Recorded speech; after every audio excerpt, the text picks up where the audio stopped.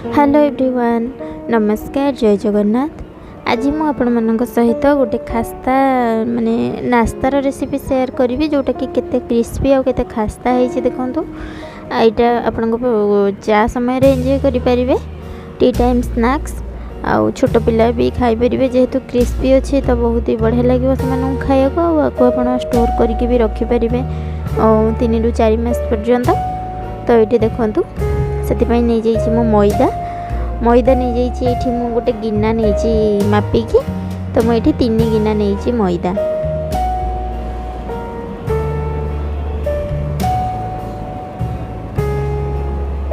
तापर से मु स्वाद अनुसार लुण देदेली आपर आम से दबा गोटा जीरा, गोटे टीस्पून गोटे जीरा देली आउ गोटे टीस्पून दौची आमर कला जीरा। तापर से खास्ता हाँपाई हाफ कप मुझे रिफाइन तेल ताकू सबू को भल से एमती घसी दबा। तापर से मु पानी ऐड करके गोटे सॉफ्ट डो प्रिपेयर करवा।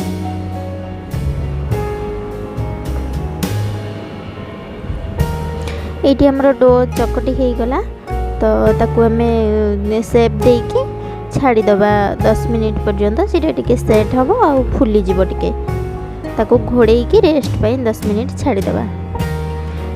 ये गोटे स्लरी प्रस्तुत करी जोटा कि तेल आउ कॉर्नफ्लोर को मिसेकी आम जो दबा जो स्नैक्सटा तैयारी करवा तार लेयर होगापाई स्लरीटा यूज करवा।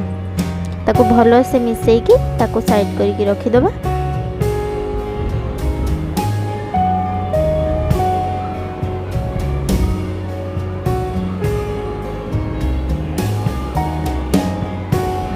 ये आमर स्लरी रेडी हो गला।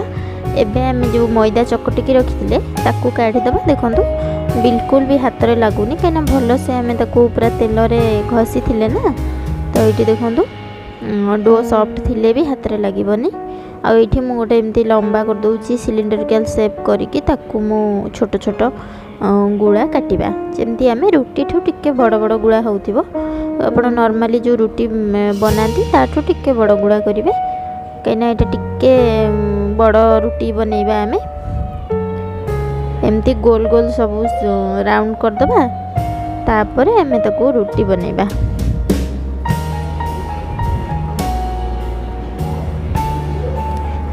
जमती आमर रुटी बेला जाए सेमती मु अटा देकी मैदा माने देकी ताकू गोटे गोल रुटी बनैदबा। 4टी आम दबा लेयर दबा। आपन जदि बेसी लेयर करने को चाहिए तो अधिका रुटी लेयर देबे। आम जेहेतु 4टा मुझे 4टा लेयर करी तो मु प्रथमे 4टा रुटी के एमती बेली नहीं जीवी।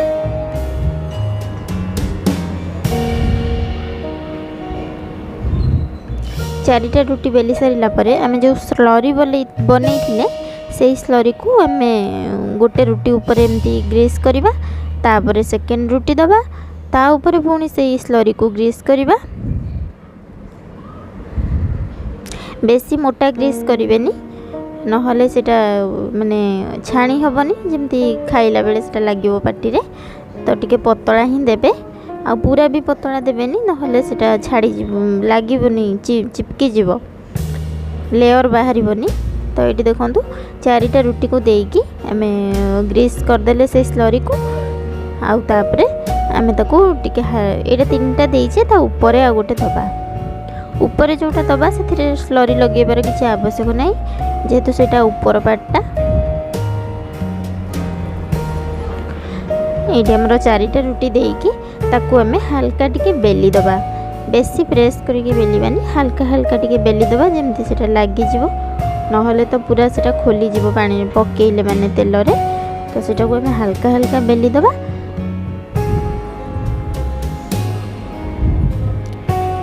हल्का हल्का बेलिकी तापर आम ताकू शेप दबा।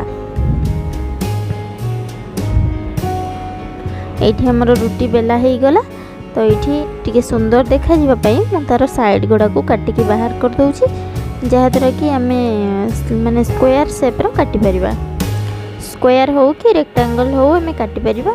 जमती माने साइड जो देखा टिके बेसाइज देखा सेटा को आम काटिकी बाहर करदबा। आपको फोपाड़बानी आपको कट करके छाणीबा।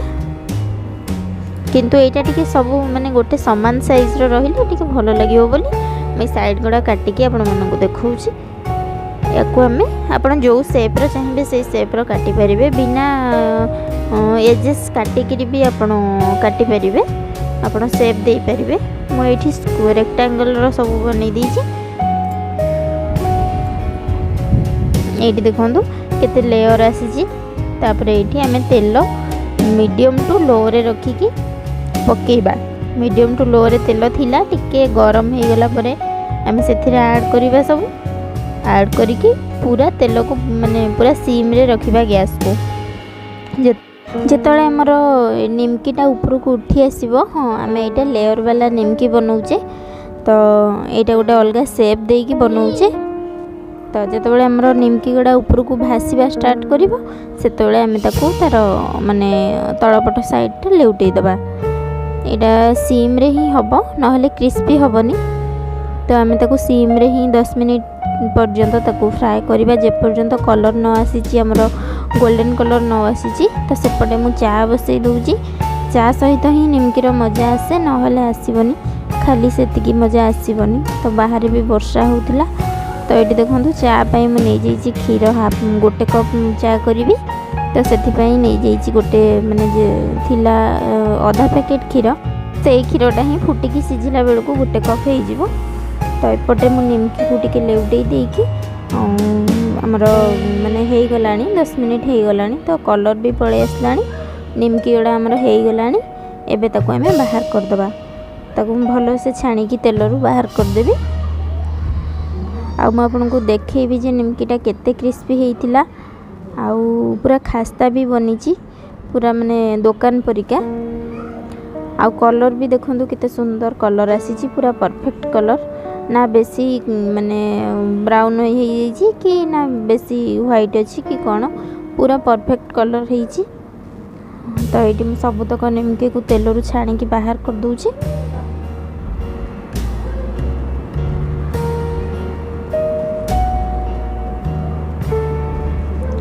तापर ये चा पाई हमर क्षीरटा फुटी जाइतिला तो मुझे पकईदेवी चा पत्ती क्षीर चाहबा क्या न आसे मुझे अदा और तेजपत्र पकई करुँची। आप चाहिए गुजराती पकई भी करें। तो चा तो केते प्रकार अच्छी समस्त को भी समस्त हाथर चा भल लगे कहीं माने जन जनकर किसी थाए जे ये चा ही पसंद एतिकी पानी कि एतिकी क्षीर। तो मत लगे कि समस्त को जनक हाथर चा केबे भी भल लगे। सत कथा कि नहीं कमेंट निश्चय जनइबे। ये देखो आमर रेडी हो गला चा आ निमकी। मु तो चली एंजॉय करने को। आपण मानक रेसिपीटी केमिति लगिला निश्चय कमेंट रे जनइबे।